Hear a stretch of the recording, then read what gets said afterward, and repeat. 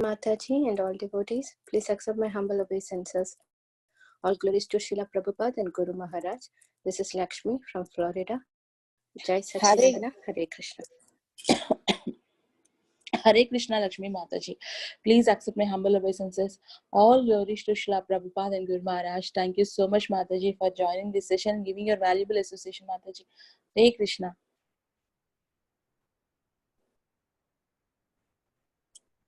Hare Krishna. Are there any devotees who want to introduce themselves? Hare Krishna Mataji, Dhanavad Pranam, all glories to Srila Prabhupada and Guru Maharaj. This is Sita Priti from Dallas. Hare Krishna, Sita Priti Mataji. Please accept my humble obeisances. All glories to Srila Prabhupada and Guru Maharaj. Thank you so much, Mataji, for joining this session and giving your beautiful association, Mataji. Hare Krishna.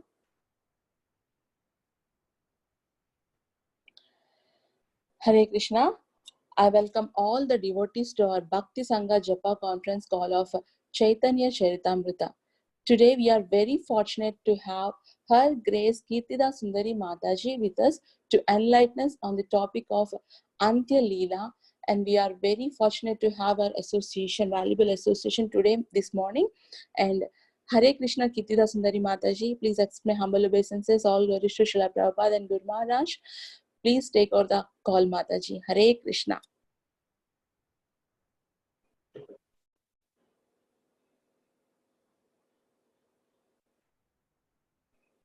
Mataji, Kirtida Mataji. Yeah. Thank you so much, Shama Supriya Mataji. Thank you for so warmly welcoming everybody.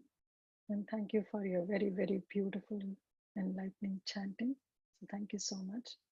And thank you everybody who chanted so beautifully. And thank you so much for all your wonderful association this mid-morning. I'm really very, very grateful to all of you. So let's start. Before I start, I really, it's said that wherever Krishna Katha goes on, and wherever there is Shravanam, Kirtanam, and Smaranam of Krishna, there is some kind of Sukriti is there. So some kind of spiritual credits are there wherever some Krishna Katha is going on.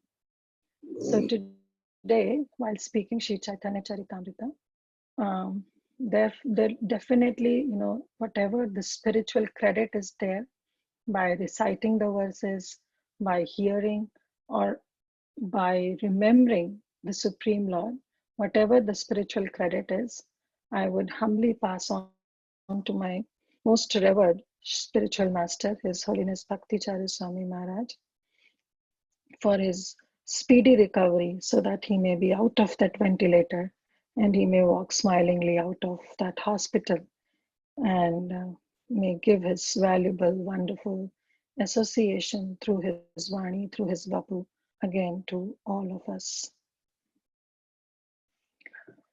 So we'll start now. Jaya Jaya Shri Chaitanya Jaya Nityananda Jaya Chandra Jaya Gaura Bhakta Vrinda Jaya Jaya Shri Chaitanya Jaya Nityananda Jaya Dvaita Chandra Jaya Gaura Bhakta Vrinda Jaya Jaya Shri Chaitanya Jaya Nityananda Jaya Dvaita Chandra Jaya Gaura Bhakta Vrinda. Om Jnanatimirandhasya Jnananjana Shalakaya Chakshurunmilitam Yena Tasmai Shri Guruve Namaha Mukam Karoti Vachali Pangum Langayate Giram Yat Kripahatam Ham Shri Guru Dinatari.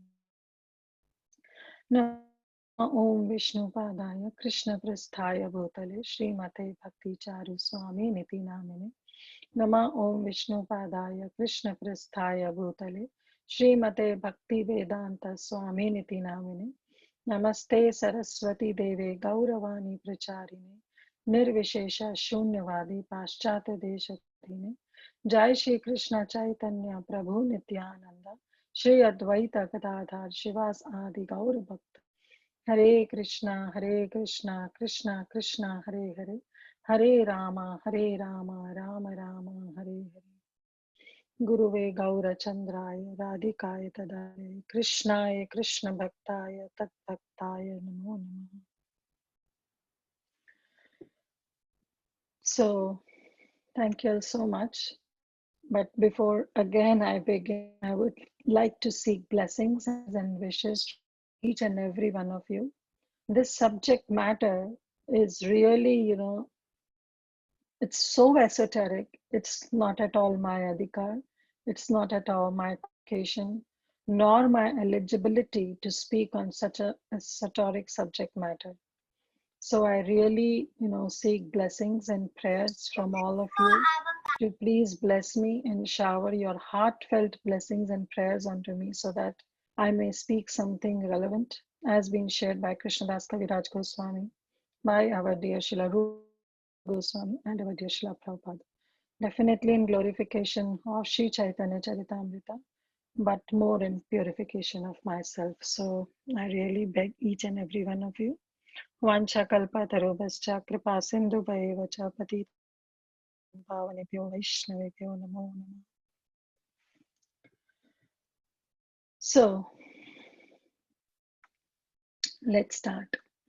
Today I'm little, nervous because I don't know what I'll be speaking. Have I ever realized all that? But just speaking as a service to our Gurujanas, to my Gurudev. So please bear with me. So till now, we saw that how Ramananda Rai, he asked Rupa Goswami to quote the introductory verse of his Vidagdha Madhava Nataka. And then Rupa Goswami quoted that verse, and then Ramananda Rai requested Rupa Goswami to quote another verse where you have glorified your Ishtadev, your worshipable deity. And then Rupa Goswami quotes that famous verse, Anarpita Charat Karunayavatirana Kalo, right? So that verse, we have discussed in detail. And all the devotees who were present there, though Mahaprabhu externally was not happy and he disapproved because it was a simply glorification of Mahaprabhu, but all the other devotees who were present in that assembly, they all appreciated the work of Srila Rupa Goswami.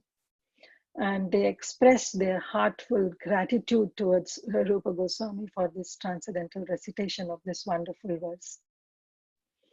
In continuation, moving forward from verse 134 onwards, we stopped at 133 in our last class. So from 134 onwards, then Rupa Goswami, Rai Ramananda, he then inquired from Rupa Goswami. So how have you introduced, the assembly of the players? How the actors in your drama, they are being introduced? To which Rupa Goswami replied that the players assemble at a certain suitable time and under the heading of Pravartaka. So remember in last class, we discussed that there are various elements to the Nataka or drama as per the Natya Shastras. And one of the element was how you are introduced your players, how the actors or the actress and all the characters in the play, they are used in drama.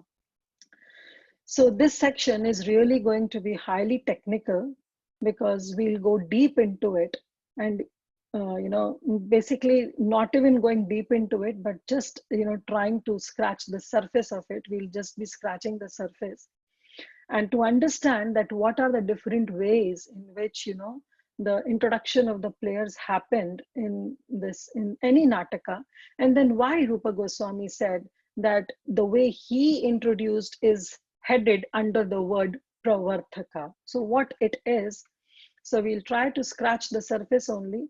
We'll not go very deep into it because to go into deep, we need to be realized. And I'm definitely not. So whatever I'll be speaking will be from the Natya Shastras and from the Sahitya Darpana, which was written by Vishwanath, not our Vishwanath Chakravarti Thakur, but Vishwanath Kaviraj.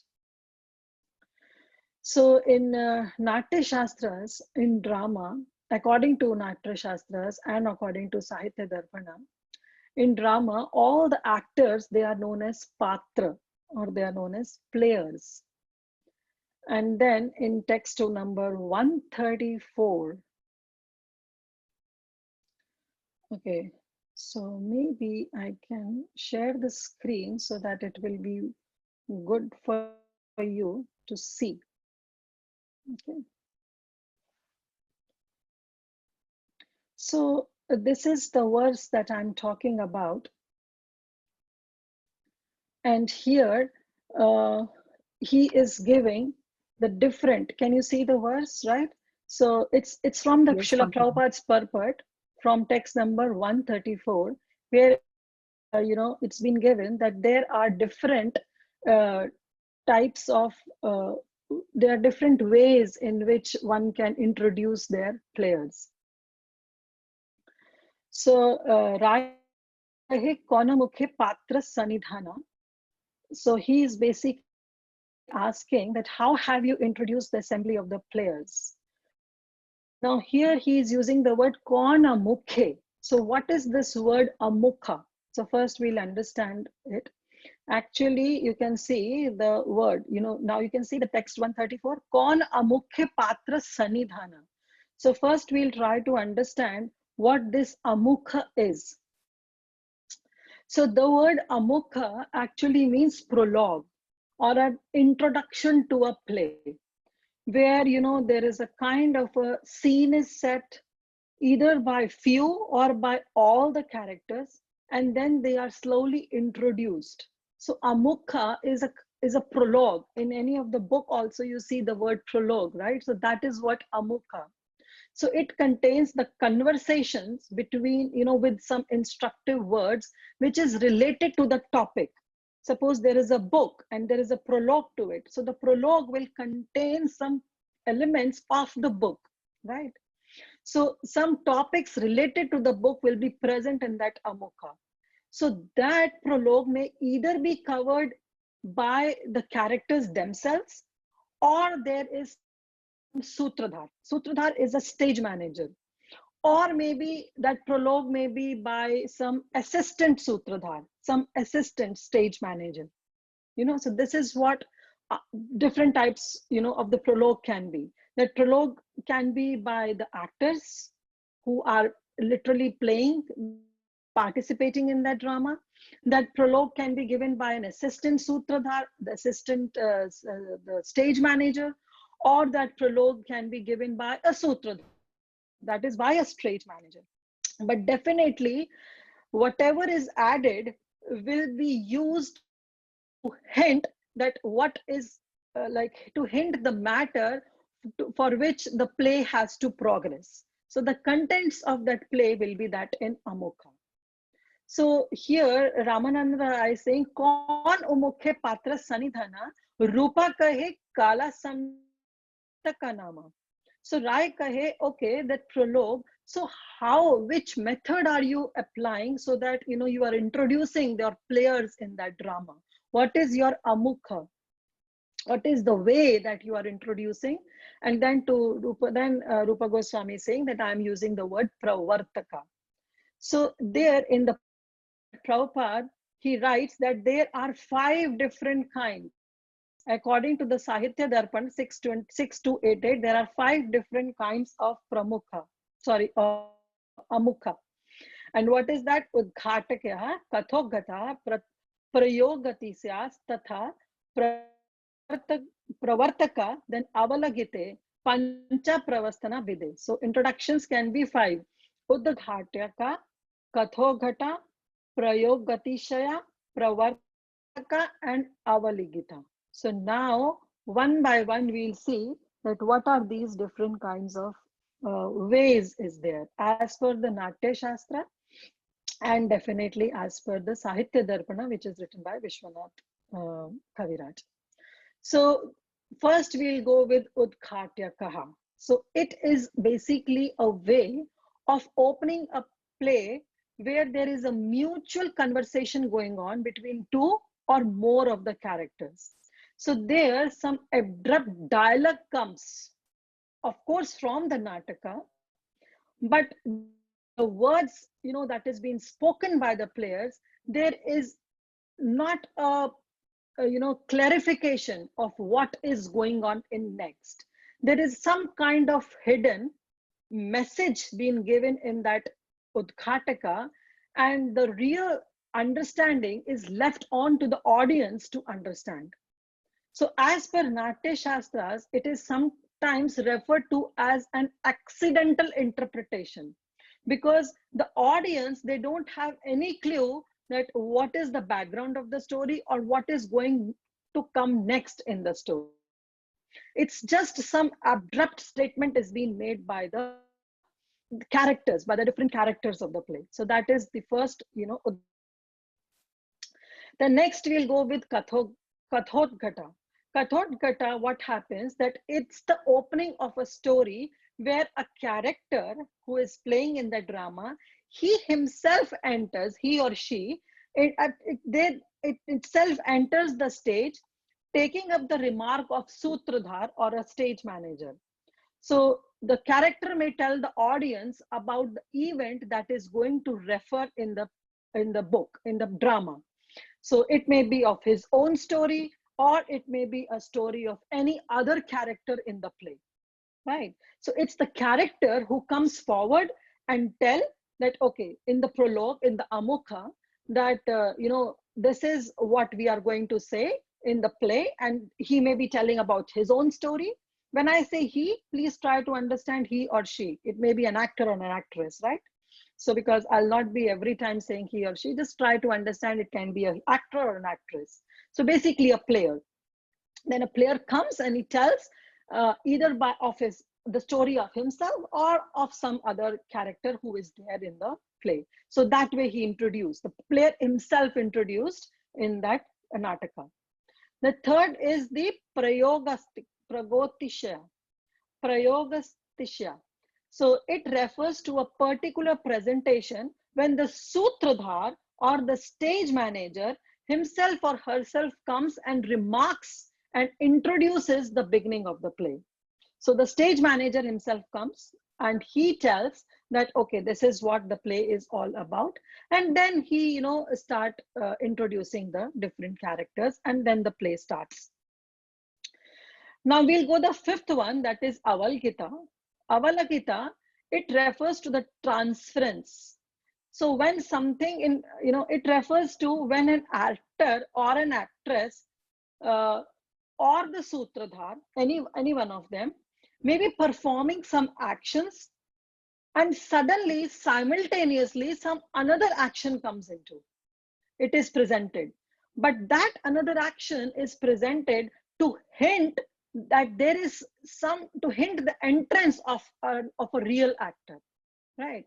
So here, this Avalagita, it means that either the actor or the actress or the Sutradhar, they came forward on the stage and they start doing some actions, but suddenly, simultaneously, they'll perform some another action which will be totally out of context. But that another simultaneous action which is being performed, it is just to give a hint of another main hero, for the introduction of that main hero, that the main hero is going and he's coming, and just to introduce, some actions are performed. No as such words are expressed, but there is some kind of actions just to hint that we are introducing our main hero. So that is what Avalagita is. So there is basically, there is a twist or a turn in the Nataka, that, suddenly one action is going on and immediately when another action happens, but that another action, it hints the welcome of the real hero of the drama. So this is another way to introduce the players. Now the last that Rupa Goswami adopted is the Pravartaka. So in this, the entrance of the character is where the Sutradhar is there, and the Sutradhar describes something in relation to a particular period or a particular season, and then the character or the player is entered, and then he or she is introduced. So this Pravartaka is actually it describes something related to in relation to a particular period or some particular season. So these are the 5 different kinds of amukha, or the introduction or the prologue.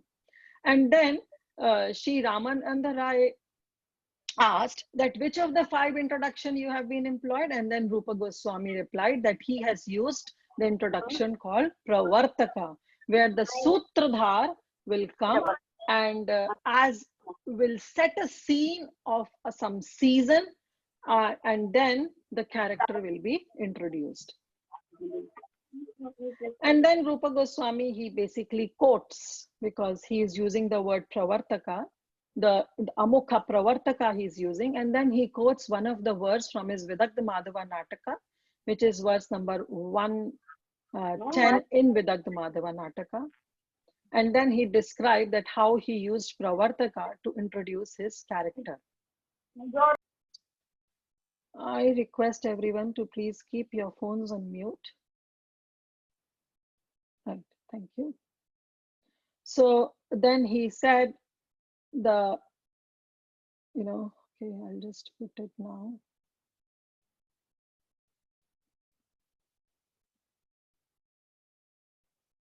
Okay.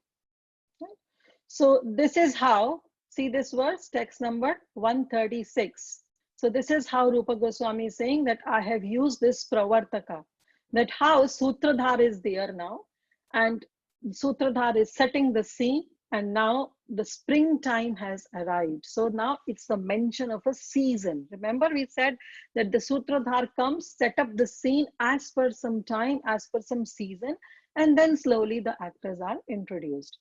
So he's saying springtime has arrived, and the full moon of that season inspired the Supreme Personality of Godhead, who is complete in everything, with new attraction to meet the beautiful Srimati Radharani at night, to increase the beauty of their pastimes. So now in this verse, Srila Bhaktivinoda Thakur, he comments and he interprets this verse in 2 ways. So he's saying for Krishna, for Lord Shri Krishna, the night is to be understood of having a dark moon night, that is of Krishna Paksha, right? So now imagine there are different phases, you know that there are different phases of moon.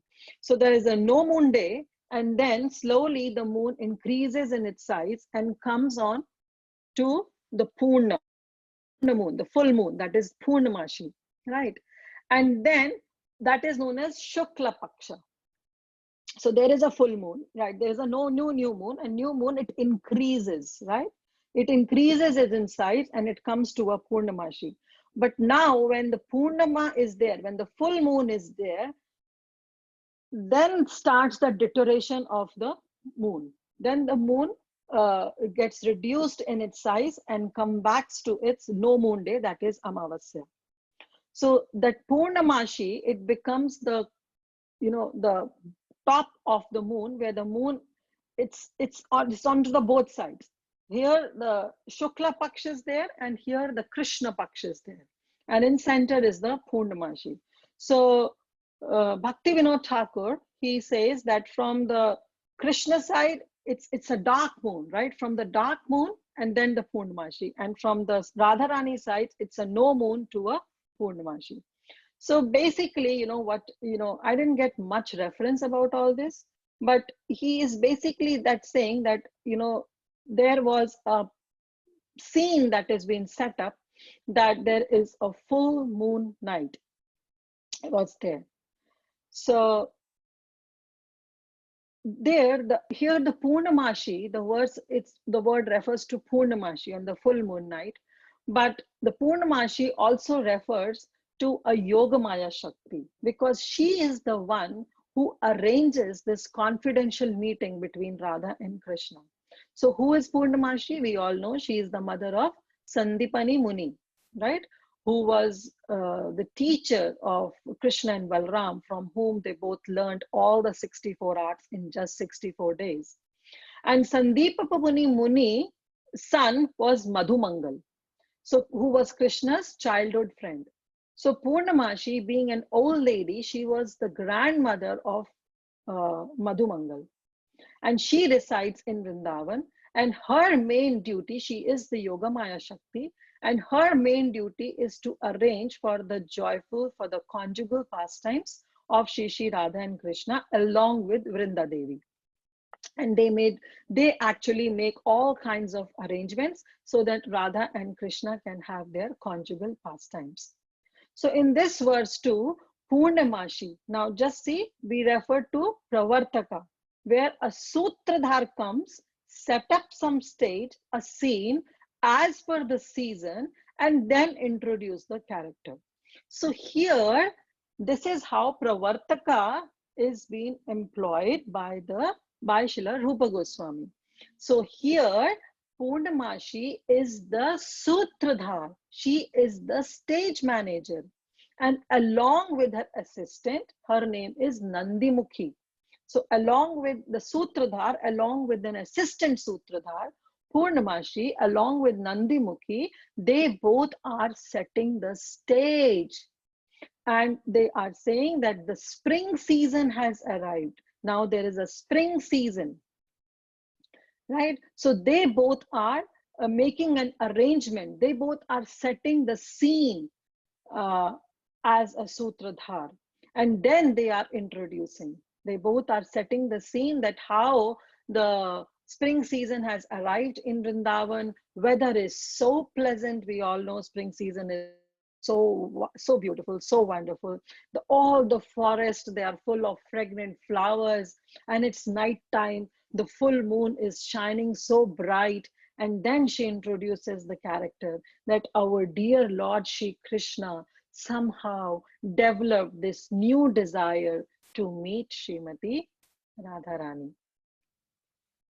Right? So this is what, and then in the next verse, Rai kahe आदि कहा देखी सुनी महाप्रभुरा सरच्छन रूपा कहे महाप्रभुरा श्रवण इच्छा जानी. So then after getting introduced, by the characters,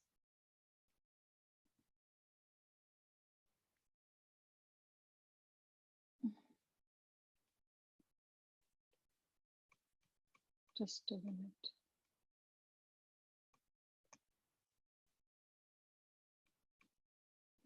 So anyways, I'll come to that. It's gone. Too technical.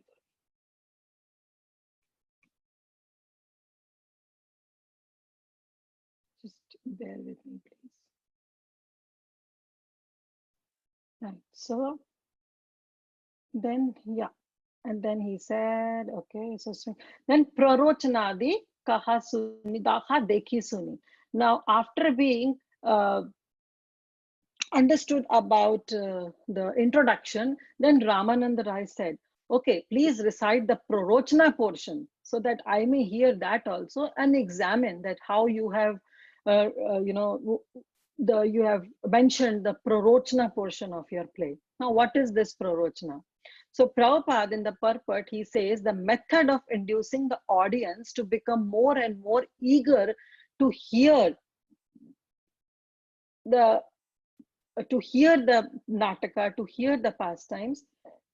And then as per time and place, the hero and the audience, they both together, it is called prorochana. So in a simple term, try to understand that prorochana is the audience.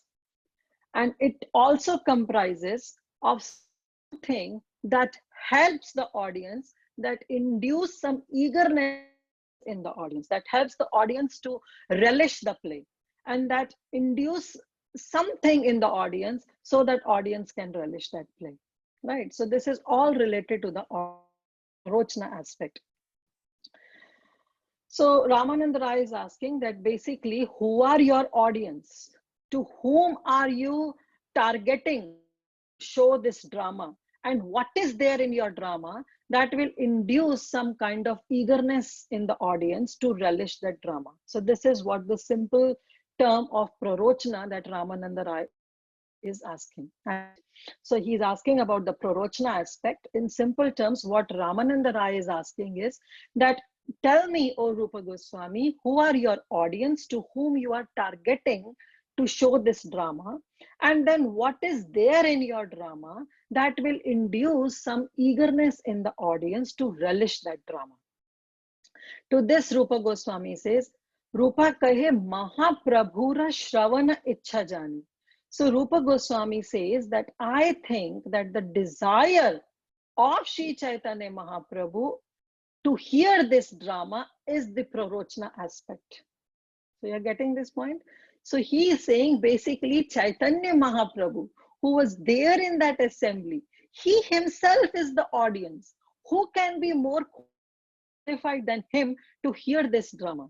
So he's saying my Prarochna aspect is Sri Chaitanya Mahaprabhu. Sri Chaitanya Mahaprabhu is my targeting audience, and he is the only audience to whom I want to present this drama, because who else is qualified to hear this drama, to see this drama, right? So he is saying that Mahaprabhu is the Prarochna and he is the targeting audience. So the whole mood of Srila Rupa Goswami is to please Sri Chaitanya Mahaprabhu. But, you know, since he's writing a drama and so he's being asked by Rai Ramananda, so Rupa Goswami, he quotes another verse from Vidagdha Madhava to describe his Prarochna aspect, that there, that, you know, what's one's qualification is there and how there should be an eagerness to drama. And then he says that the audience, my audience, the Prarochana, they are those devotees who are highly advanced, because they are always engrossed in the thoughts of the divine couple. They are always thinking of Radha and Krishna. So those audience whose mind are 24/7 absorbed in the thoughts of Radha and Krishna are my Prarochana, are my targeting audience, right? And he's saying that this Vidagdha Madhava Nataka will describe the innermost, the inner grounds of Vrindavan. It will provide a suitable place for our characters, for our players, for our patras to perform the Rasa Leela. So Radha and Krishna, who are the patras of his Nataka, this drama will provide a platform to them so that they can have their conjugal intimate pastimes in the form of Rasa Leela, their transcendental dance, and along with the gopis.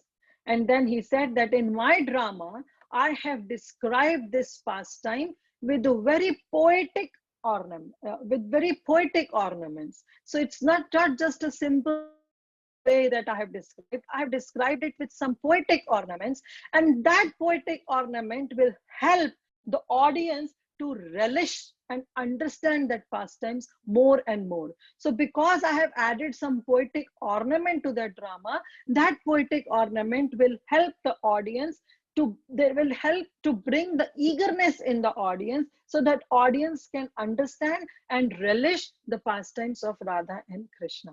So this is he's telling. And then he continues to say that I think, Rupa Goswami is saying that I think who is a person who can relish. Not everybody can relish, you know, and not everybody can understand such pastimes. Even after reading that book, even after understanding, still we need something so that we can relish those pastimes. Just reading won't help, right? Or just seeing the drama won't help. So he is saying that who are basically those persons? They are those persons who have, whose punya mandala, whose group of pious activities are paripaka, right? So this is the poetic ornament he's using. He's saying that not everybody who reads this drama, who sees this drama, will be able to get the entrance into that eternal pastimes, the intimate pastimes of Radha and Krishna. But those whose punya mandala, whose group of pious activities are paripaka. Paka means ripened, and paripaka means over ripened, ready, like we say nigama kalpataru, like the Bhagavatam is a ripened fruit. You know, we can just gulp it. There is no seed, there is no outer covering. It's just, you know, a pulp. You can just relish it, goes down to your throat. You don't have to do any endeavor to understand it.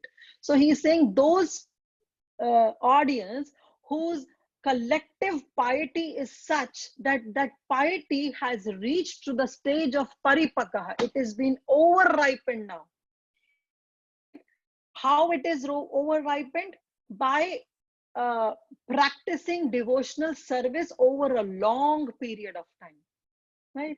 So those who have attained their devotional maturity will be able to understand and are the targeting audience for whom I have written this Vedat Madhava.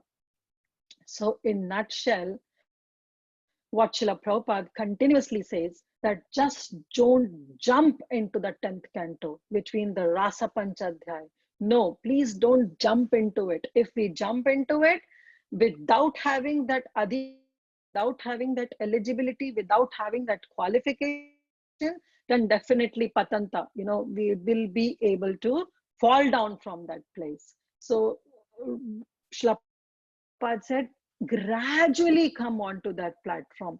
By following with the bhakti, come on to that Raganuga Bhakti. And then from Raganuga Bhakti, you will get that adhikar, you will get that eligibility from where you can transcend to Bhava Bhakti and then the Prema Bhakti.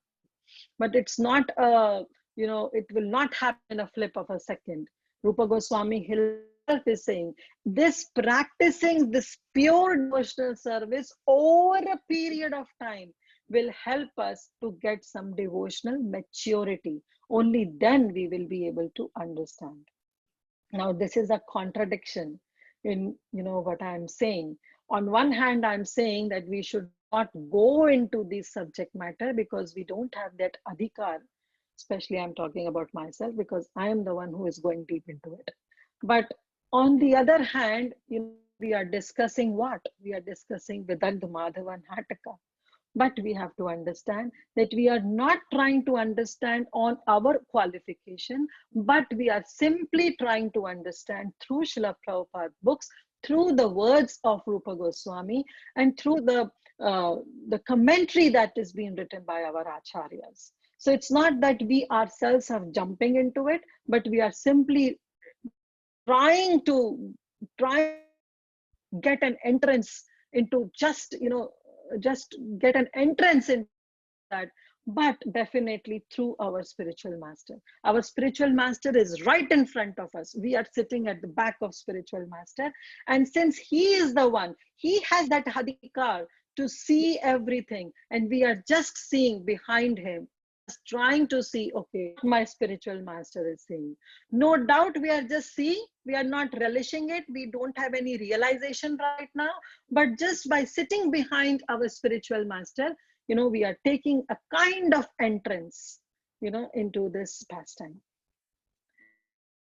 So moving forward, he's saying that they are such audience, and then he actually tell, right, yes, that they have attained that emotional maturity, but they are the such audience who have ignored their own welfare and they are concerned only for the well-being of others. So not only they have attained some devotional maturity, but also they have ignored their own welfare, the welfare of their own sense gratification. And now they are only concerned for the welfare of others.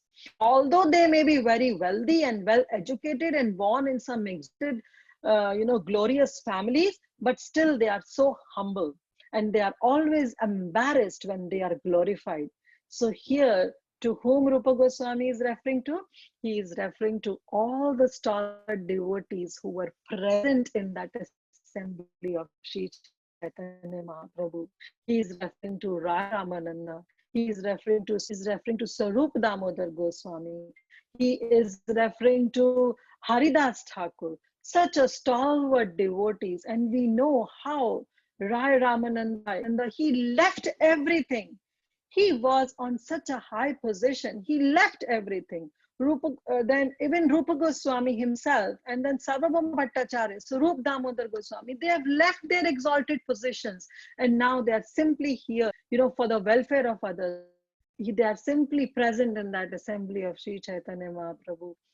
just because, now they have left there, they have acquired that humble position, and they have left their so-called material qualifications and material opulences. And then, out of humility, Rupa Goswami, he quotes another verse, and he refers, and he says another verse that, oh, I'll just see, okay, yeah. So he's referring, all learned devotees, this is the verse he's telling, that he is expressing his humility. He's saying that I am by nature very ignorant and very low. Yet, even though it is from me that this Vidatta Madhava Nataka has come, it is filled with all descriptions of the transcendental attributes of the Supreme Personality of Godhead. And since my book is filled with that transcendental narrations of the pastimes of Lord, so will this literature not help bring the highest attainment of the highest goal of life, that is Krishna Prema? So he's putting a rhetoric question, and he's saying, yes, definitely the scripture, this Vidatta Madhava Nataka, will help to induce the highest love, the goal of life in the hearts of the audience. Then he explains, giving the analogy. He's saying that if we want to ignite a fire, then we have to rub the wood. By rubbing the wood, fire gets ignited. So he is saying that whosoever ignite the fire by rubbing the wood, nevertheless, the fire itself is the quality fire gold. So irrespective who have rubbed that wood, whether that may be a lowborn or whether it may be a Brahmana, Chandala, or even a dog eater, whosoever is rubbing the wood, fire is ignited, and the fire's potency of the fire is that it can purify the gold. So he's saying, similarly, although I, Rupa Goswami, is so low class by nature. So this is just out of humility, he's saying, because he is saying that I've served a Muslim king. I have served under that Muslim king. So I'm so low caste, otherwise he was from a Brahmana family. But then he said, I'm so low caste by nature, but still this book itself is help in cleaning the dirt from the hearts of the devotees, because the book is filled with the transcendental attributes of the Supreme Personality of God. So here he is glorifying the attributes, the pastimes of the transcendental pastimes of the Supreme Personality of Godhead. That it's not me, the matter of book is the subject matter of the book is such that it's going to help to purify one's heart who read this matter, who read this book. Moving forward, then Ramananda Rai kahe in text 40, Rai kahe kaha dekhi pramotpati karana purva raga vikara cheshta nama likhana. And then again, Ramananda Rai, he inquired from Rupa Goswami about the causes of the loving affairs between Krishnas, such as their purvarag, their previous attachment, their vikar, their transformations of love, their cheshta. Cheshta means to put some endeavor, to put some effort. So their endeavor, what they put forward for their love. And then Kamalikhana. Kamalikhana means change letters, which is disclosing which is basically disclosing the gopis out there awaiting love Krishna. So now these technical inquiries by Srila Ramananda were made, and our Rupa Goswami to answer each and every one of them. So basically these two conversations between Ramananda Rai and Rupa Goswami indicate both of them are very expert and they are fully conversant. They are fully conversant with the techniques of writing drama. So as we discussed that even Ramananda Rai was a dramatist. So that's why he's putting all these technical, things to Rupa Goswami. And then, however, being by Ramananda Rai, inquiries about the Nataka Rupa Goswami gradually, very, very patiently answered all the questions that I asked, and the devotees who were present there in assembly of Sri Chaitanya Mahaprabhu, they were struck with wonder on hearing all the answers of Rupa Goswami. So now to answer his first question. What was his first question? Purvarag, right? So now he is asking his first question and he's saying, okay, I don't know again what happened.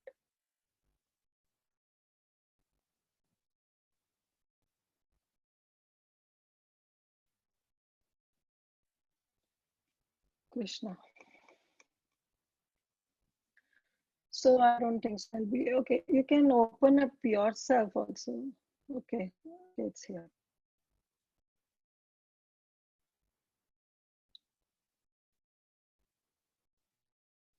So 134 we covered. And then, yeah. So Prema Lakshana, okay, yeah. This is the, he's, yeah.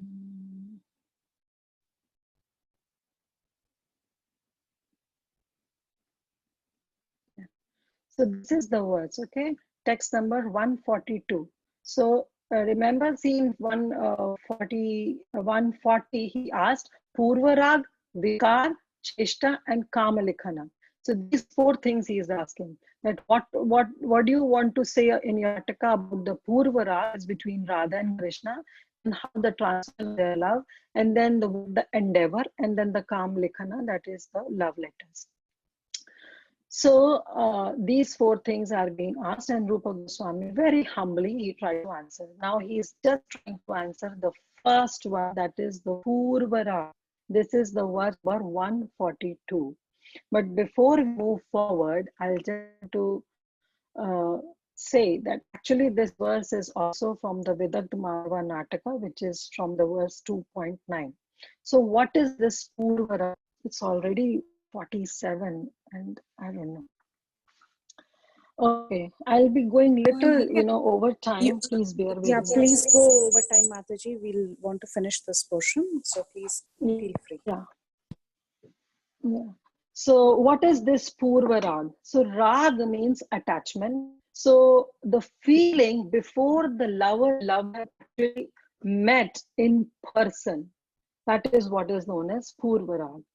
So, in Vrindavan, Krishna is 8 to 9 and Shri Radharani, she is 1 year younger than Krishna. And this is the time when they first got to see each other. And at that point of Yoga Maya, they both felt that they have never met before. So at point of time, some, attachment developed, which is what is known as Purvarag, or the first budding love for each other. Remember in that setting of that stage, what Purnima, the spring season has arrived. Krishna got this deep attachment to meet Srimati Radharani. So prologue was there, and now actually, like what happens. So this Purvarag is, is this attachment which is prior to the physical meet. They have just met, maybe a glance, but not really met each other, discussing some talks. That has not happened. So it's just a budding that is developed. Now, in the material version, we can just that what the language of teenagers is, that have a crush on someone. So this is just the thought.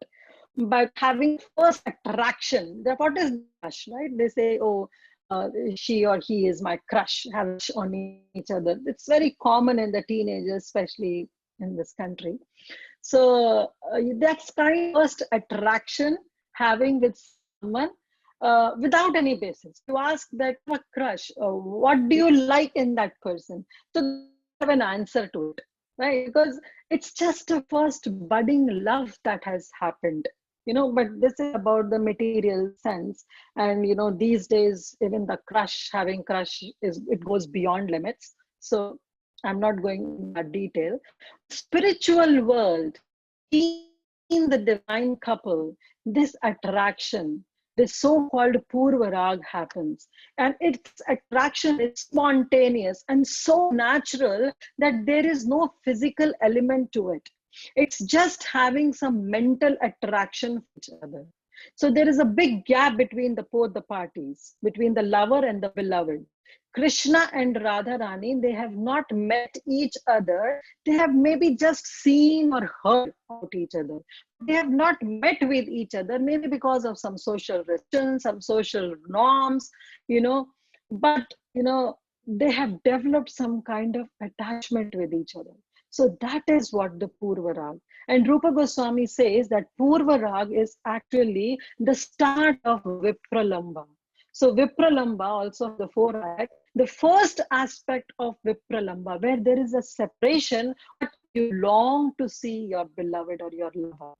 So this Purva Rag is the first step to the Vipralamba Bhav, because they are not able to meet. There is a kind of separation, but they are not able to meet, but there is a strong attachment in the heart to heart to meet and to see that beloved, beloved or lover.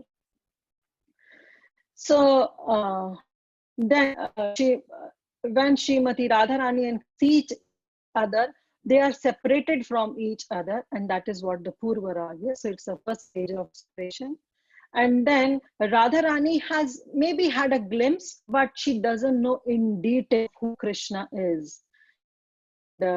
She was basically, she has got something to be known about Krishna from some other sources, that Krishna is the Nanda Maharaj, and even Krishna came to know that Radharani is a very beautiful girl and daughter of Krishna and Kirtida Devi.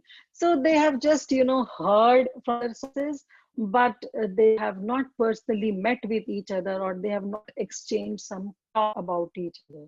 And now they are curious about each other.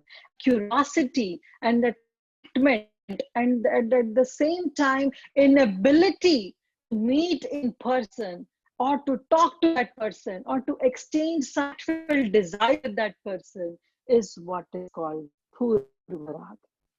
So here, if you allow me, this word, as I said, is from Vidagdha Madhava, but I want to set up the stage, set up like the whole thing, what all happened in Vidagdha Madhava. I want your permission to allow me to enter in subject matter into this Vidagdha Madhava, that what happened and why this verse came up, about this Purva Rag.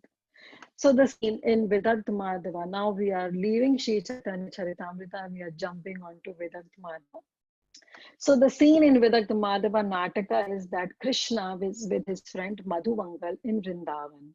So we all know that Krishna with his family, with Mother Yashoda and Nanda Baba.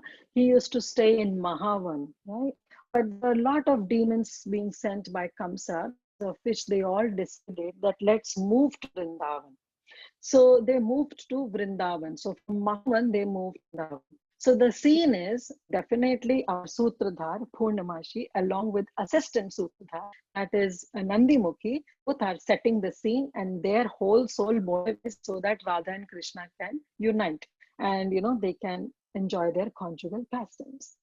So first half part of that Vidagdha over and all this, and then the next half is this scene in the Vidagdha Madhava Nataka that the Madhumangal, Krishna is with his friend Madhumangal in Vrindavan, and Purnamashi along with Nandimukhi, she comes and she offers some laddus to both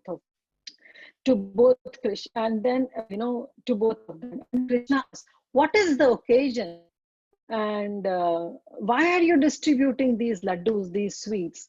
And Purnamashi said that there's a Gopi Mukhara. She sent these laddus as her granddaughter has accepted the hand of Abhimanyu. And so she is these gifts celebrate this occasion. And then Krishna asked, who is her granddaughter? And she said, her name is Radha. So Purnamashi said, her name is Radha. As soon as Krishna heard this name, his hair stood on his hand, on its end, and as soon as he heard the name of Radha, he says to himself, he's not talking to Mangal right now. He's just inside. He's thinking, "Oh, this name Radha, I have heard. I have heard in the talks of my two mothers, Mother Yashoda and Rukmani, that they are glorifying this glorious girl, beauty of this glorious girl." And immediately, he changed that topic. He comes back and he thought to himself, "Oh, why the destiny is such that he's again bringing the news of Srimati Radharani, this Radha, and somehow this news of Radha, it enchants my heart." So see, now he has heard about Srimati Radharani from Mother Yashoda and Rohini, and he's again hearing this word Radha from Purnamashi. Just hearing, his heart got enchanted. He developed all that, Satvika Vikars in his body, and he's thinking, "Oh, why the destiny is such? This again and again, this new Radha is coming in front of me, somehow or the other, and this news is enchanting my heart." And then Krishna became so embarrassed. His heart was overflowed with the love of Srimati Radharani just by hearing. Then the cowherd boys were present, and then he told Balaram, he told Balaram, "Somehow I'm not in that conscious.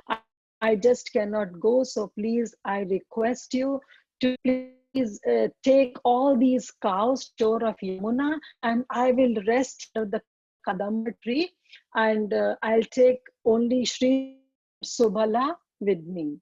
And then Krishna was there under the Kadamba tree, and he is with Sridham, he is with Balaram, along with other cowherd boys, along with the cows. They all went to the shore of Yamuna. And now Krishna is with both Sridham and Subal. Krishna is still the thought of Srimati Radharani. His heart is not the thought of Srimati Radharani. So Krishna asked,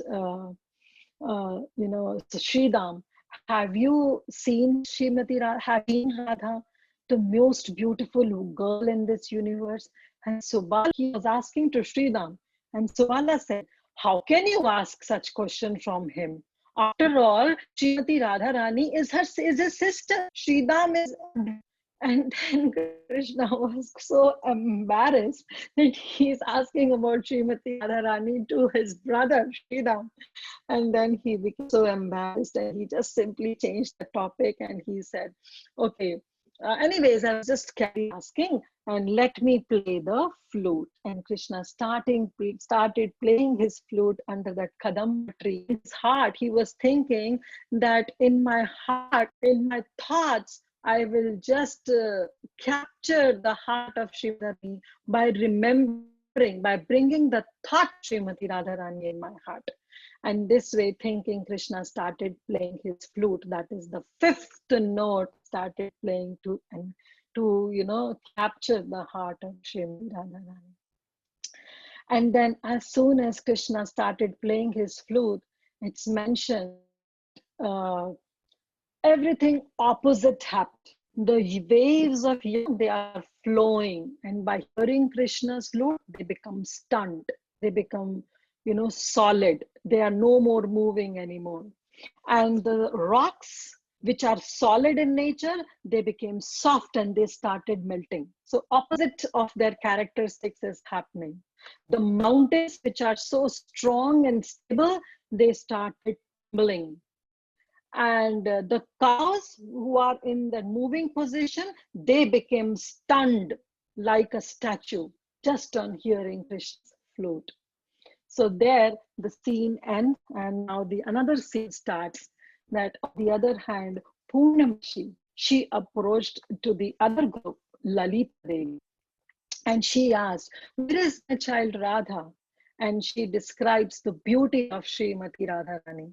And there she says, The beauty of Srimati Radharani's eyes devours the beauty of the newly grown lotus flower. And her beauty surpasses an entire forest which is full of fragrant flowers. So this is the beauty she describes about Purnama. She describes, and she said, "Where is that girl? That is my daughter Radha, whose beauty enchants all the flowers that are blossoming in that forest." And then Lalita Devi said that she is hiding behind some flowering vines. And then Purnamashi told Lalita Devi that Krishna, along with his whole family, has moved to Vrindavan. And now he's staying in Vrindavan. So Mahavan is actually from Barsana, which is the village of Srimati Radharani. Now they have moved to Vrindavan, which is very close to Barsana. So, and then she just told something about Krishna, and she left. Purnama, she left. And then suddenly Radharani came out and she said, "What was that noble lady saying? What was that Purnamashi, that noble lady was talking to you?" And Lalita told that the son of Nanda Maharaj, Krishna, is in Vrindavan, and he is sitting under the Kadamba tree. And Radharani somehow got so enchanted. She became so excited, and she said, what word you said, Lalita? Can you speak again? That two-syllable word, you said something. What did you say? And Lalita said, oh, I said Krishna. And just in the name of Krishna, Radharani, she lost all her composure. She became so charmed just by hearing that two-letter word of Krishna. And you know what he said?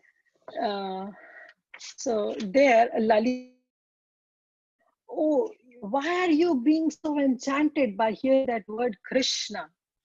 And Radharani said, "Oh no, just forget it. Leon, we were supposed to carry some gunja berries, so let's go on." But Lalita, understanding the heart of Srimati Radharani, started glorifying Krishna. And she said, "Oh girl, your eyes look so restless, and it looks like that handsome young boy that Krishna is so dark in color, just like the mascara. He has cast out his spell onto you to make you his lover, his beloved." And during that, Srimati Radharani became so shy, so embarrassed. And, then suddenly, as they were collecting the gunja berries from the trees, Radharani heard the flute music. Remember, Krishna was playing flute, the flute under the Kadamba tree. And then Radharani heard that music. And she said, "What is that sound? Can you hear that enchanting sound?" And then Lalita said, "Oh yes, that's that boy Krishna who I was talking about. He's playing flute." And hearing that, Srimati Radharani lost all her composure, her heart got enchanted. And then with great difficulty, after regaining her composure, she said, "I must, find that person who is making this flood of nectar through this flute sound, through his enchanting sound. I must go and see. I must go and find out who that person is, because what kind of flute music she is playing. Sorry, he is playing. It brings that enchanting sounds. Doesn't bring any snow, doesn't bring any weather, but still, after hearing that enchanting sound, I'm feeling so cold. I'm shivering, my whole bling because of that cold." And then she said that enchanting sound doesn't hold any weapon. Still, it looks like that it is cutting me through my heart. My heart is being cut through the flute sound. And then he's saying that I know that flute sound even doesn't carry any heat, but still it looks like that my whole body is set on fire. So see, on one hand, this is a mixed vikaras that Radharani is experiencing just to hearing the sound of Krishna. That at the same time, and at the same time, it looks like my whole body is set on fire. So this is the mixed sound, that Srimati Radharani is experiencing.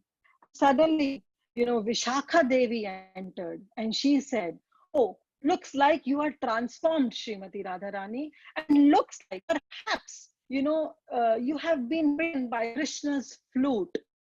So something has happened to you."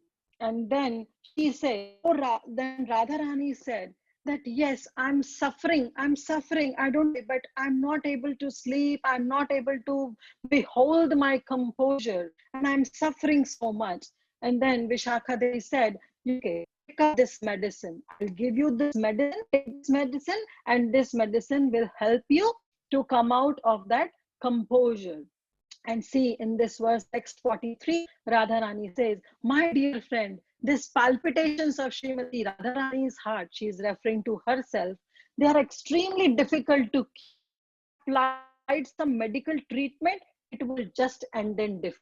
So she is saying, "Oh Vishakha Devi, my heart, the heart of Srimati Radharani is now completely, it has developed that incurable disease. It's not going to get cured. So-called medicines, it can only be cured when I get to meet that person whose heart, whose name, whose picture that I have built in my mind, and whose sound has captured, has caused some kind of disease in my heart. So it can only be cured when I see that person and I get to meet that person. Otherwise, whatever medicines you want to give me, you can give me. But, these medicines will only get defamation. Because why defamation? Because they will not be able to cure my heart. So if any medicine that is not able to cure the disease, we normally say, "Oh, this medicine is useless," right? So we just categorize that, okay, this medicine is useless because it's not able to cure the disease. Similarly, Radharani say, "My heart is now being captured. My heart is being developed that incurable disease, that now this disease cannot be cured by any your so-called medicines. So please, even if you want to give me, you can give me, I can take it, but this will not be able to treat the disease that I have developed. So definitely, medicine is going to end in defamation." And then Rupa Goswami, he quotes this beautiful verse. And this is the verse, text 140. I'll just read the translation. He says about Purvarag. He says, experiencing that previous attachment to Krishna, Srimati Radharani thought, because she has developed that, incurable disease. So she is saying, "Since I have heard the name of person called Krishna," remember from Lalita Devi, she heard the name Krishna, "I have practically lost my good sense." Then she says, as soon as Lalita told me about Krishna, she started describing the qualities of Krishna. And when I heard those qualities, I developed kind of a picture. I started envisioning that qualities. And she says, another person is a flute. She heard the flute, right? In such a way that I heard the vibration, intense madness arises in my heart. And then again, there is still another person whom my mind becomes attached when I see his beautiful lightning-like effulgence in this picture. Which picture? Which she made in her own self by hearing the description that was given by Lalita Devi. So, three things, right? She heard the name Krishna from Lalita Devi, and then she heard the flute sound, and the third, she got to make a picture in her mind after hearing the description that was given by Lalita Devi. And she is saying, "I think I have greatly condemned, for I have become simultaneously attached to three persons. So it would be better for me because of this." Why she is saying that I should die? First reason is that she's thinking that I have developed the love for three persons. And secondly, remember how Mukha already set an arrangement of Radharani's marriage with Abhimanyu. So Radharani is saying, I'm losing my chastity because now I'm supposed to marry Abhimanyu, and now my heart is being enchanted with this boy. And not only one boy, but 3 boys. So I've lost everything. Just it would be better for me that I just give up this body and die. So here we will end our session, because after saying this, what happened, me along with Dhaka Devi, they both went to one of the kunja that was made by Vishakha Devi, where the lot of blossoming flowers were there, and they all sat there because Radharani is lamenting and she wants to give up, her body. Vishakha Devi tried to console and tell her that, Radhe, they are not the 3 persons. This is only one person whom you are thinking of. So just don't lament that you have developed attachment for 3 persons. It's just one person, Krishna. It's Krishna whose name and heart. It's Krishna's who is playing flute, who has entered. It's the picture of Krishna that you have envisioned in your mind. You have made it in your heart, who has enchanted your heart, who overcaptured your heart. So it's one person, Krishna. Don't worry. But Radharani is still thinking, oh, somehow I'm losing my chastity because, there has been arrangement happened with Abhimanyu. And, what my whole family, the grandmother, my mother, my father, what they think. So still she started lamenting, and there this curtain gets draws and the scene gets end. Now, in the next class, we'll see that what happens next to Srimati Radharani, and then what decisions are being made by all the other family members. So thank you so much. We'll end up here.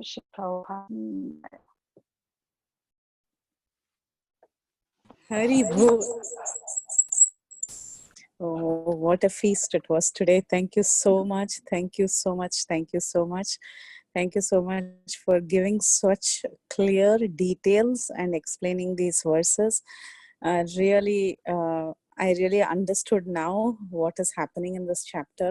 It was very blank for me. Now it's very, very clear. So nicely you have spoken about how there are 5 types of introductions, and the kind of introduction that was chosen by Srila Rupa Goswami in Vidakta Madhava. And very nicely you explained the 5 kinds of introduction. You have really referred and found out the details, and you have shared with us so nicely. Thank you so much. And I was just imagining how even in today's world, these 5 types of introduction still happens in different, either in stage dramas or in movies or in so many places. Every single movie or every single stage drama you see, one of these 5 introductions is still in place. So I was just imagining how it would be like for each of this. As you were talking, I could understand what you were saying. So it was very, very nice, very nicely done. And then about how Purnamasi is the Sutradhara, and she introduces the spring season, and about the full moon day. Oh, it was so nice. And very nicely Rupa Goswami says, my audience is Chaitanya Mahaprabhu. That was very nice. And very, very nice, Mataji. The Purvaraga feelings of both Krishna and Radharani. How beautifully you described that. Really, you've gone and you've researched in Vidakta Madhava and brought it out. Now the whole section makes a lot of sense. Thank you. I always feel very grateful for the efforts that you take, because we can understand what is happening in the chapter. So thank you so much. I don't have any questions. It was a big feast to the ears. Thank you so much, Mataji. Hare Krishna. Hare Bol. Thank you so much, Preeti Vilasini Mataji. Still say that I have no qualification to enter, but service I did, again, standing behind my spiritual mother. So this is the book Vidakta Madhava. I don't know whether it's coming upside down or reverse, the book that I refer. Such a beautiful book, never ever opened, trust me, never opened. Yesterday I opened that cover, the plastic cover, just to see that what's there inside this, because never ever felt qualified to open this book. Thank you so much. Krishna Prabhat ki jai. Jai. Very, very nice, Mataji. Thank you.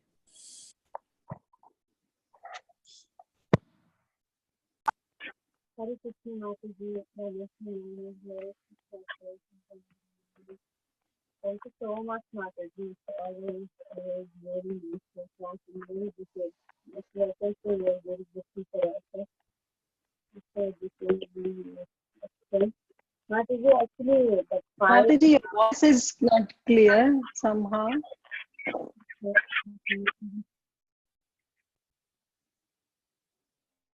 Is it okay, Mataji? Anjana Gopalji, can you say Yeah. again? Mataji, it's okay now? Yeah. Yes. Yes, good. Yeah, go ahead, Mataji. Can you hear me? Yes, Mataji, now I can hear you.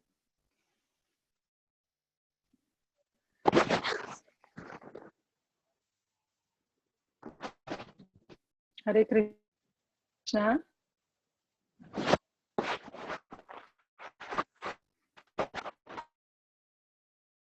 Yes, Anjana Gopika Mataji.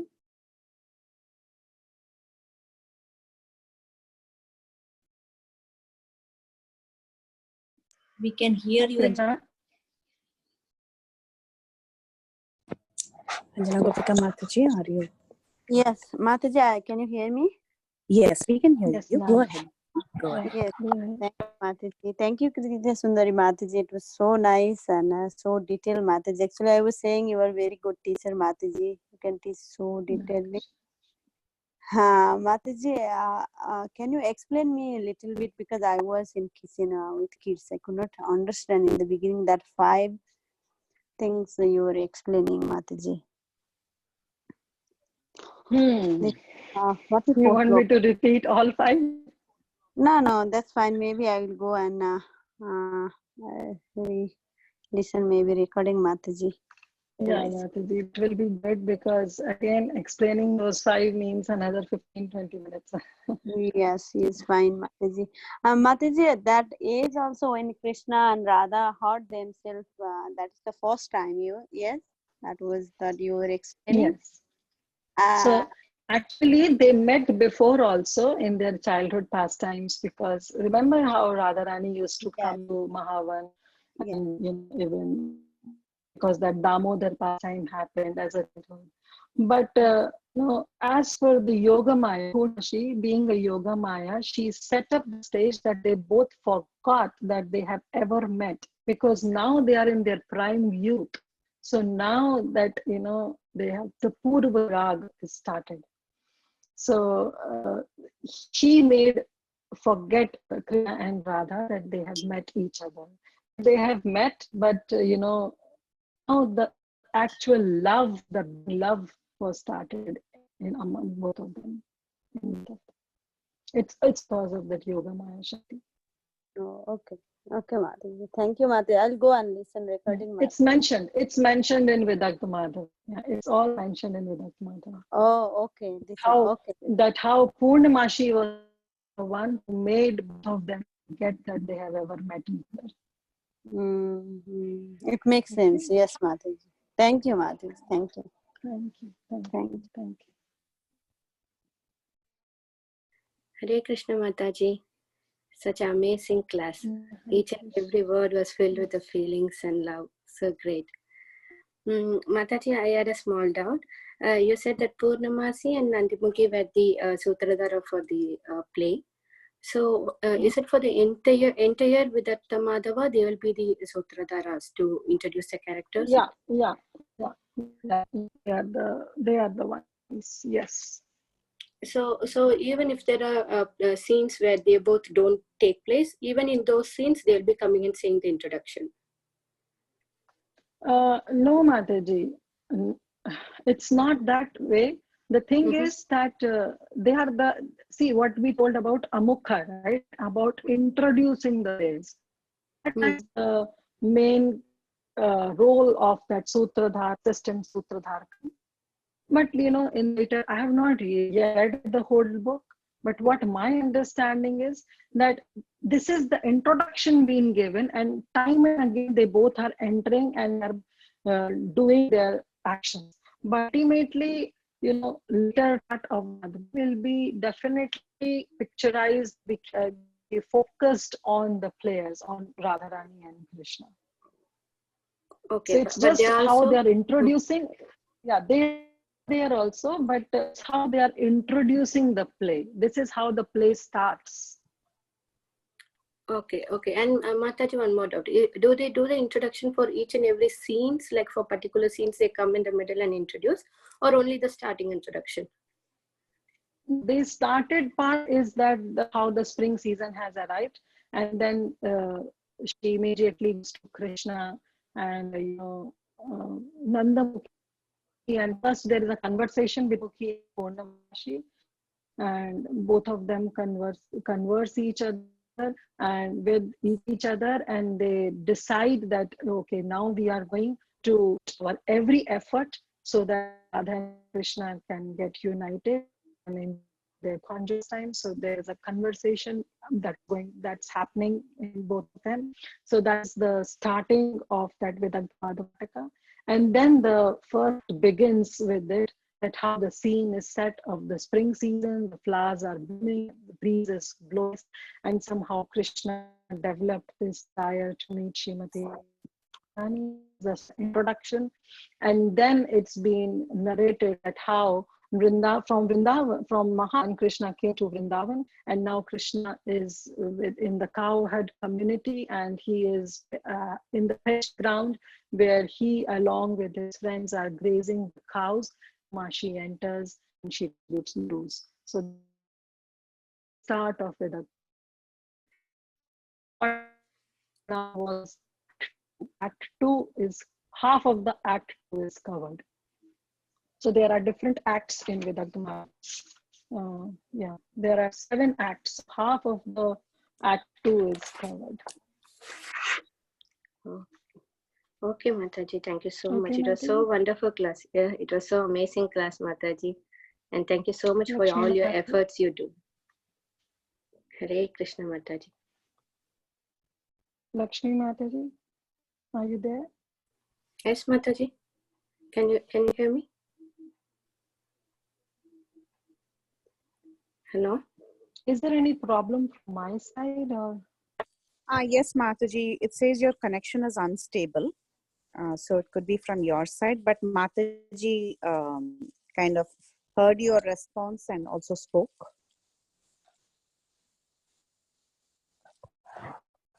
I don't think so Mataji is able to hear Mataji. Mataji, you could switch off your video. Your bandwidth would improve if you do that.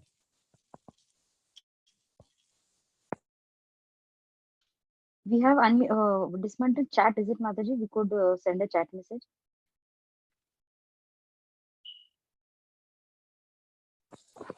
We have removed chat for the kids, Mataji.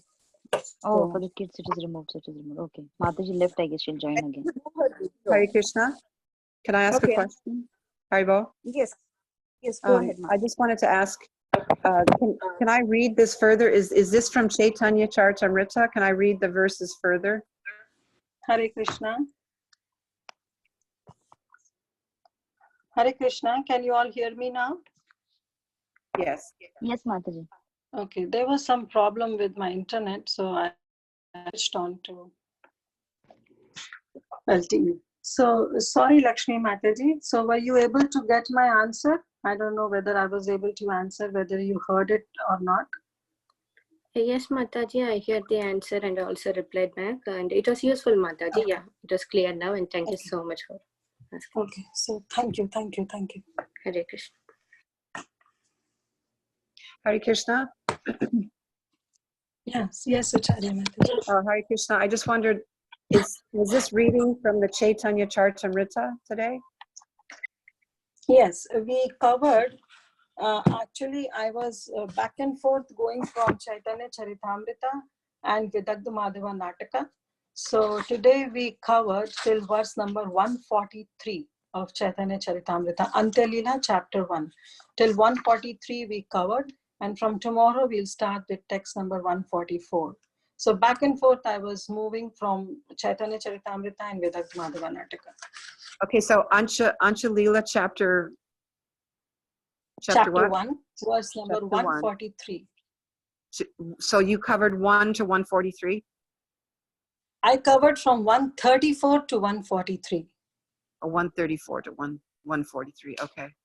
Because I didn't hear you reading the verses, and I was trying to keep up with because I was not reading the verses, but I was showing, and why I was not reading the verses, because these verses have already been covered by the different speakers. So today I was just summarizing all these verses.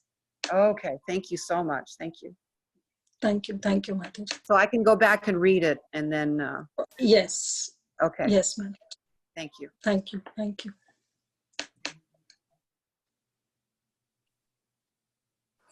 Hare Krishna, Kirtida, Sundari Mataji, Koti Koti Dandvat Pranam, Srila Prabhupada, Srila Gurudev, how nicely you narrating the Leela.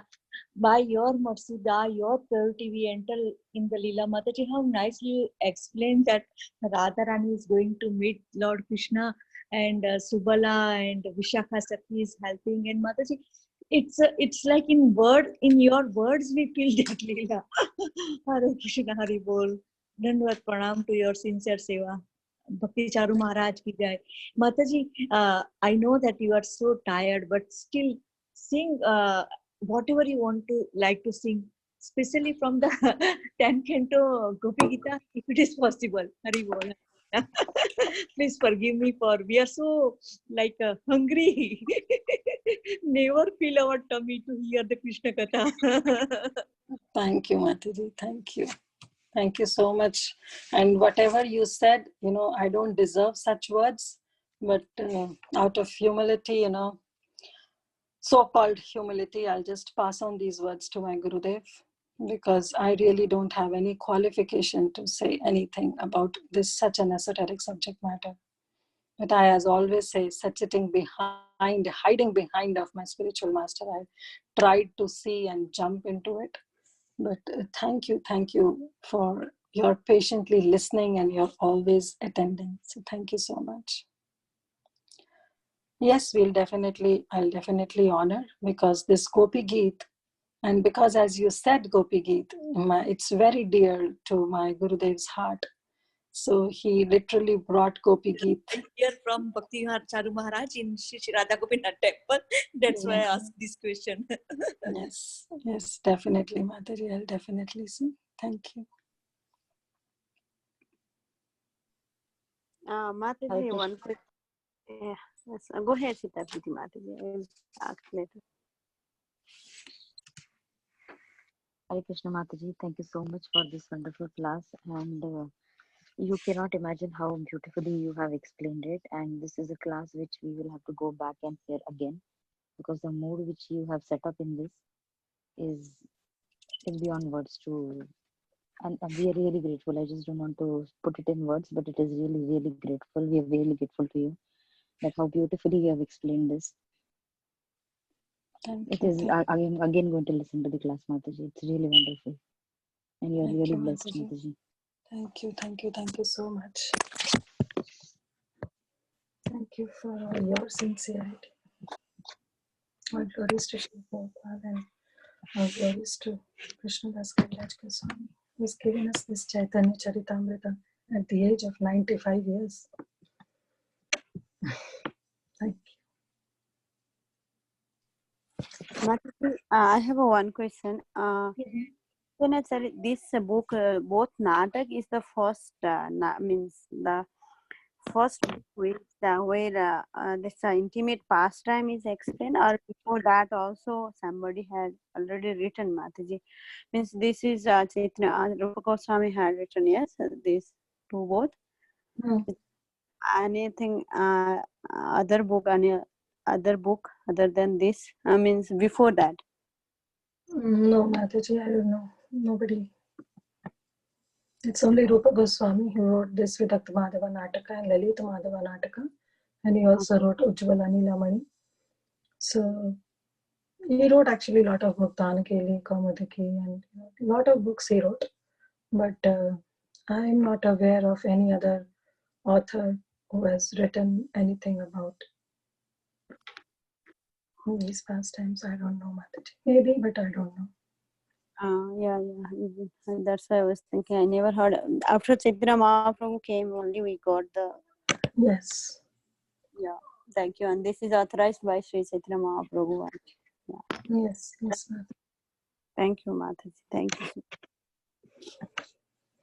Because it's authorized, definitely it is authorized by him, because when Rupa Goswami was quoting all these verses from Vidat Madhava, Mahaprabhu was personally present, right, in that assembly, and he was also enjoying. And he's none other than the mood of Srimati Radharani. He's carrying the mood of Srimati Radharani. He's none other than Krishna. So definitely he is authorized, and he himself has actually empowered Rupa Goswami to write all this. Yes, Mataji. Yes. Thank you so much, Mataji. Thank you.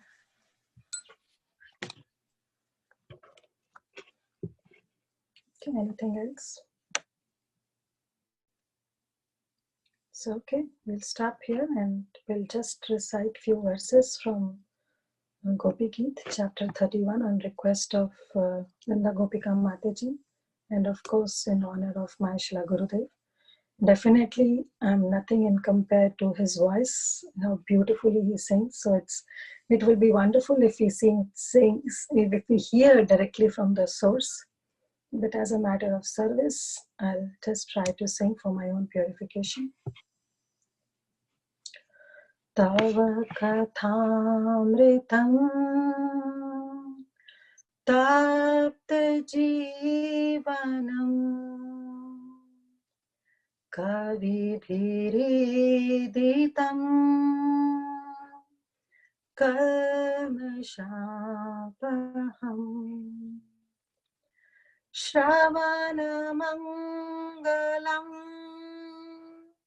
Srimadatam Bhuvi Grinnanti Ye Bhurida Jana Jayati Tedekam Janmana Braja Sharata Indira Shashvadatrahi Daita Drishtata Dikshutavakas Tvai Dhritashavas Tvam Vichinvate Sharadudashaye Sadhujatasa Sharshijodhara Shrimushadrisha Suratanathate Shuddhadasika Varadhanignato Neha Kim Vada Vishajalayapa Vyalarakshasa Varashamaruta Vedyutalana Vrishamayatmaja Vishwatabhayat Rishabhdevayam Rakshitamuhu Nakhalu Gopika Nandano Bhavan Akhila Dehinam Antaratmadre Vikanasatito Vishwaguptaye Sakaudevan Satvatam Kule.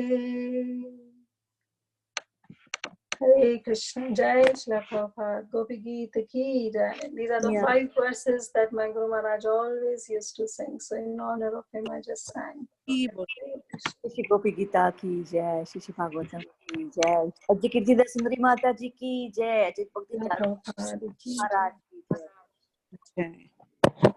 Thank you all. You know, I really want to thank each and every one of you for praying for Gurudev.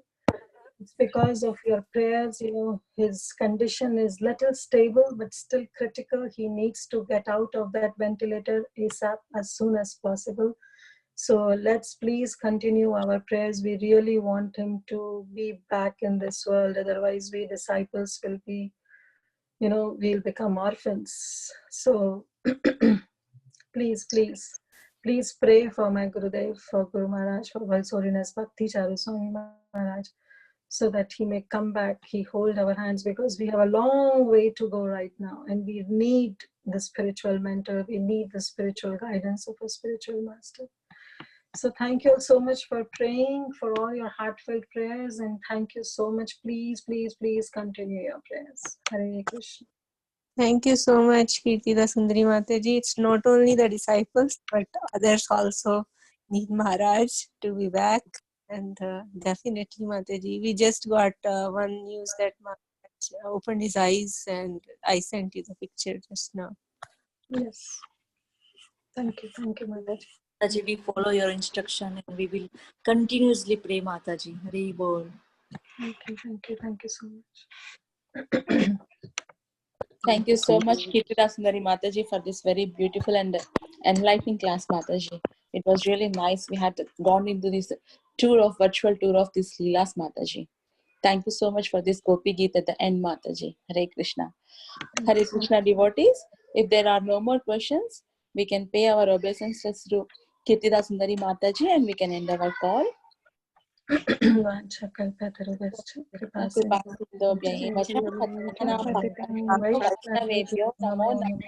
अनंत कोटि वैष्णव वृंद की जय नामाचार्य हरिदास ठाकुर की जय श्रील प्रभुपाद की जय चैतन्य चरितामृता की जय हर ग्रेस कीर्तिदास सुंदरी माता जी की जय.